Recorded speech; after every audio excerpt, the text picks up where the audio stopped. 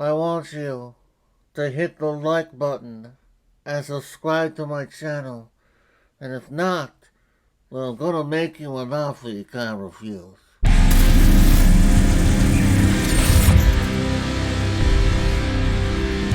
The Godfather, released in 1972 and is directed by Francis Ford Coppola, who's also directed such films like You're a Big Boy Now, The Godfather Part 2, The Godfather Part 3, The Outsiders, Bram Stoker's Dracula, and Youth Without Youth. And this film is starring the ever so easy to work with Marlon Brando, Al Pacino, James Caan, Richard Castellano, Robert Duvall, Sterling Hayden, John Molly, Richard Conte, and Diane Keaton. And I'm stopping that voice right now, one, because it's doing so much damage to my vocal cords right now, and number two, I could barely stand listening to myself speak like that, let alone all of you viewers out there. So that's the end. Here's my regular voice, and we're talking about The Godfather today. And the reason why we're talking about The Godfather is because it was a PayPal recommendation and donation from one of my longtime contributors and supporters of this channel, Dr. Camp. You send in another recommendation. You actually recommended this entire trilogy that we're going to be looking at over the next couple of weeks,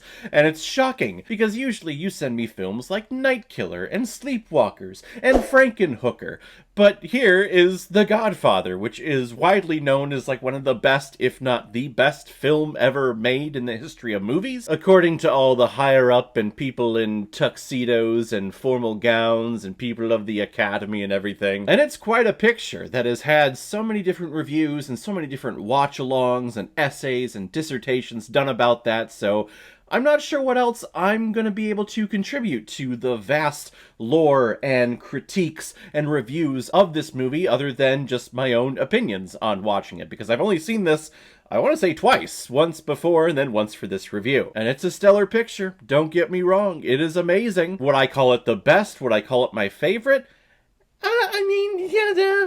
Vito Corleone is one of the 5 mob bosses in New York City controlling all the gambling and crime and stuff. But when he refuses the proposal from a new drug dealer in town, the drug dealer tries to take out everyone, including Vito Corleone. So now Vito's children try to take matters into their own hands, specifically Michael Corleone, the youngest of the bunch, when he takes out the drug dealer and the police chief at a local restaurant. Now he is on the run in Sicily, and the Corleone family is trying to re-establish power and to end the war between all 5 mob families. And like I said, this movie is hailed as one of the greatest films ever made, and you can definitely see why that is. It is a grand epic. It's a mob movie. It's a thriller. There's guns, there's action, there's drama, there is love, there's forbidden love. And there's a beautiful story with Michael Corleone, who doesn't really want to be a part of this family. He loves his family, he loves his father Vito, he loves his mother, he comes into town for the big wedding in the first 20-25 minutes of this film. So he has respect and he does love his family, he just does not like this lifestyle and this family being tied to the mob and all the things that they have to do. He wants to not be a part of that. He wants to go and be a legitimate person and make his way legitimately in this life. That's why he joins the army, that's why he comes in, he's the only one not in a tuxedo in the wedding. He is in his army civilian clothing, in his army uniform. But that's the tragic story, that's the tragic thing about this film, is that even though you're trying to break away from your roots and trying to break away from your family, more than likely, they're gonna pull you back in. What's the line from Godfather Part 3? Just when I thought I was out, they pull me back in. Hooah! And it's very strange seeing a very young Al Pacino. During my lifetime, Al Pacino is a guy with a bunch of wrinkles and a bunch of gray hair, but back in the 70s, he was once young, he was once attractive, he was once a young little stud. So it's jarring just seeing him with the slick back hair and seeing him youthful and vibrant. But of course, the big performance of this movie, it has to go to Marlon Brando, who is just unrecognizable. You can't really understand him. I remember Mel Brooks making fun of Vito Corleone in Robin Hood Men in Tights when the Godfather character comes in and he has cotton balls in his mouth, making fun of how Marlon Brando gave himself the underbite and how it just totally warped his speech and how he said things and just how he plays him all tired and how he plays calm even though in these situations like his son is just brutally murdered in this movie. But yet he goes goes to the meeting with all these other mob bosses who did have his son killed, and he's staying calm because he has respect. And that's what this business is about. It's about respect for one another. It's a tremendous performance, and it definitely deserves his Oscar win.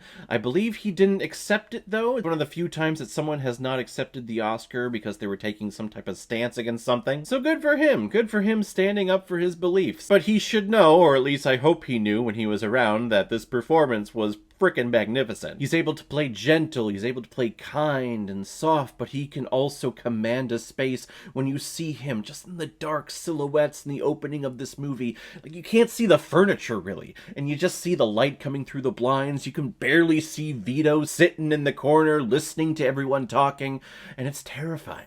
Like, he's sending a shiver up your spine because you have a sense of what he's gonna do or what he could do to you. That's another triumph of this movie, is the use of lighting and cinematography, how shots are framed and how we just have long zoom outs. Like with the man at the beginning talking about how his daughter was raped and was assaulted by these two boys, and he's begging for the Godfather to take care of the people that did that to his daughter. And it's just this slow zoom out over the shoulder of Vito, and again, it just sends shivers up your spine because it's establishing power. It's establishing Vito as this powerful force. He's barely doing anything. He's just sitting there, and he's just sitting in the dark. And that's how great he is. He's just sitting in the frickin' dark. The movie is tremendous. What can I say? It's a piece of film history. It's referenced all the time. People who have become filmmakers and actors and set designers and lighting designers in the last several decades have all cited The Godfather as being an inspiration for them. This film is one of the pillars of film history, and it needs to be respected. With all that said, I think there is a lot of hype that surrounds this movie of being like the best movie ever made or one of the best movies ever made. So when you go into it, if any of you have never watched it before, I can definitely tell you it's probably not going to be the best just because everyone has said how great it is. I wouldn't consider it the best. I wouldn't consider it my favorite film by a long shot, but it is superb, and it is a must-watch for any film lover or someone who is getting into film history.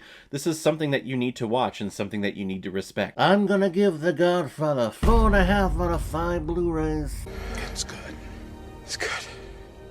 So guys, if you've seen The Godfather, what did you think about it? Or if you've never seen it before and you stumbled across because of this video, then comment below, let me know what you thought about it. And as always, if you like what you see here, if you like my take on movies, then hit the subscribe button and make sure you hit that bell. See you all the next time I'm releasing my next movie review. So guys, I will see you next time on the channel, but in the meantime, be well, be good to each other, and go watch a movie. Take care, guys.